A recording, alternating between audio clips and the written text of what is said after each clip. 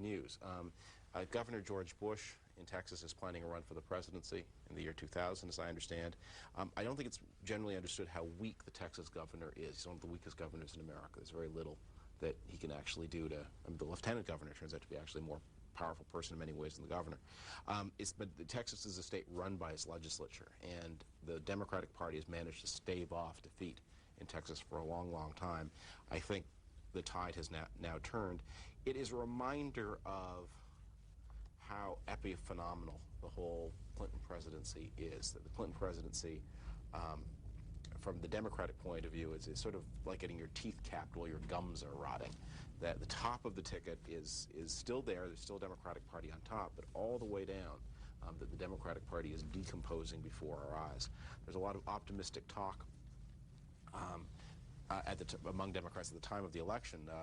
Christopher Hitchens, I guess you'd call him corporate colleague of Sidney Blumenthal, who writes for the New Yorker, a sister publication of Vanity Fair, suggested that the story here is that the Republican Party is disintegrating, and that we've now got this new Democratic coalition. In fact, this is evidence of the underlying strength of the Republican Party and the underlying weakness of the Democrats.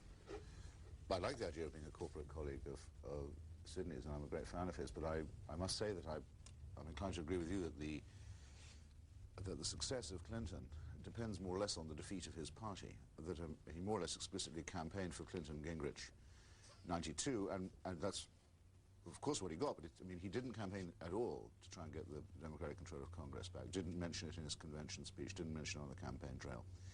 Really, I think had internalized the idea that he owed his recovery as a president to the defeat of his party by Gingrich in '94, and. The Texas thing may not be the symptom of that you suggest, but there's nothing wrong with your underlying analysis. The Texas thing could also be, I suppose, taken as a symptom of something else that's long-term, the southernization of the GOP.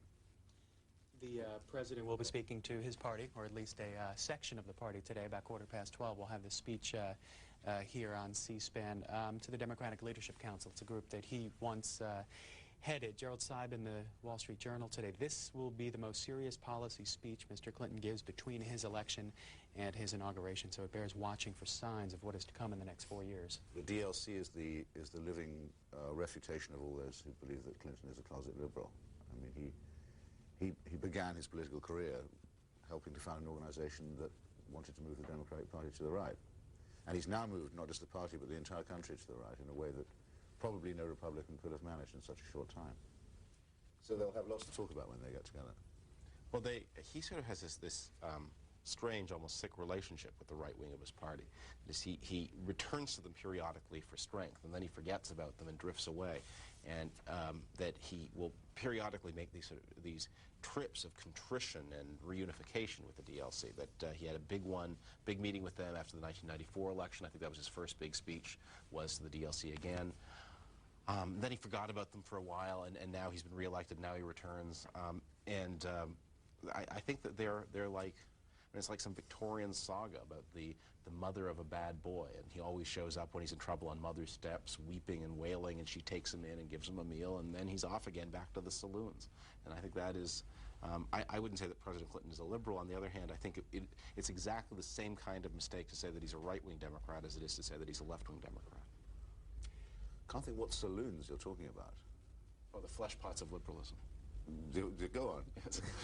Well, what would be his most conspicuous recent visit there, would you say?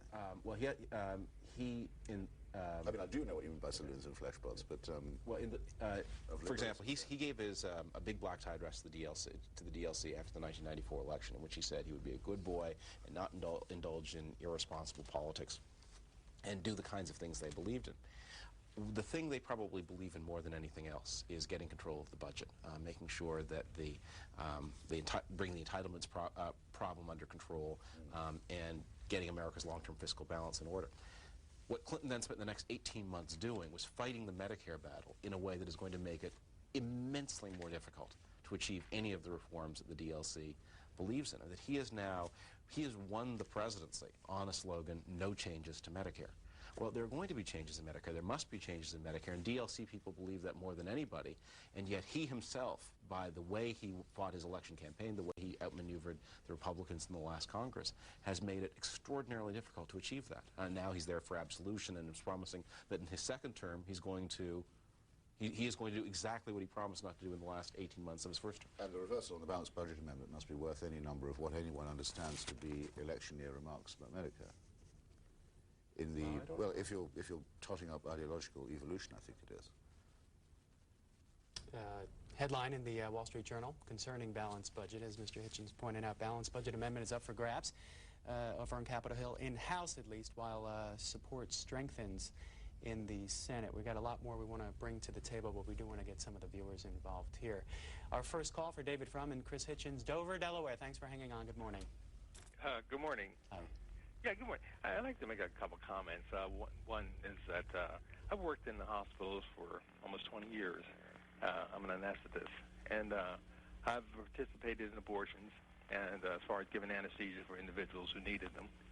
I've never seen one partial birth abortion in 20 years.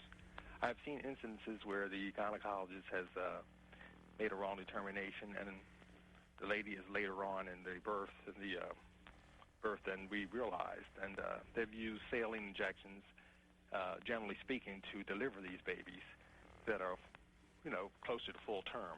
But the only time I've ever seen a baby dissected was when they thought that the child was much earlier than he was, and they'd already started the abortion procedure, and they had to remove it then because it was already dead. That's the one thing. The other thing is that the abortion rights people would spend more time trying to help the living children who need help. As you've indicated earlier, the number of poor children in this country is increasing. No one seems to care about them. They're worried about children who are not even here.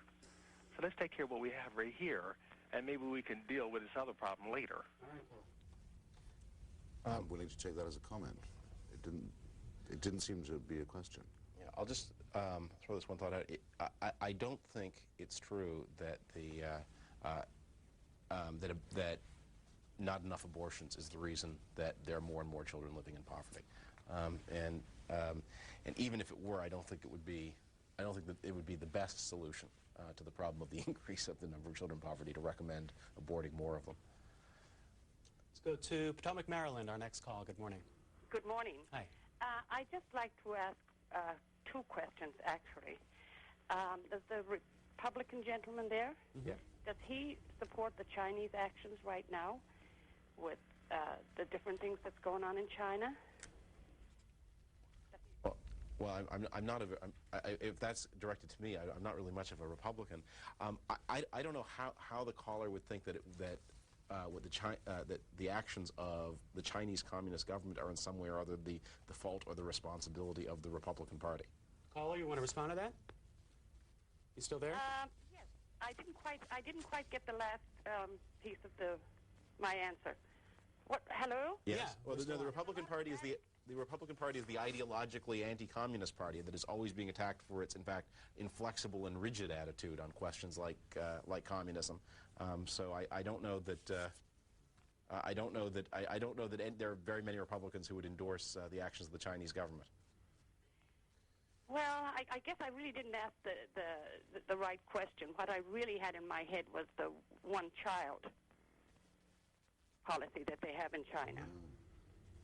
Okay. We understand, caller. Which is a very fascinating policy, because if you think about it, it means that in a generation or so there would be no realistic word for brother or sister, which would be a very odd thing for a communist society to find that it had created.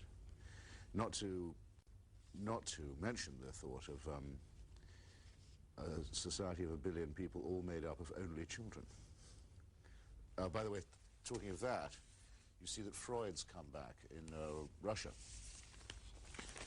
Lenin was very keen on Freud, and started after the Bolshevik Revolution to encourage psychoanalysis among Soviet citizens. Stalin thought that it was bad, and no doubt had Oedipal reasons of his own for repressing it, completely banning it, and now it's been legalized again, psychoanalysis in Russia. But they're going to need it in China if they have 1 billion only children and not just no word for brother and sister, but no word for aunt or uncle, quite soon. So the fraternity bit of liberty, equality, and fraternity will be down the tubes. What else you got your eye on today? One other thing.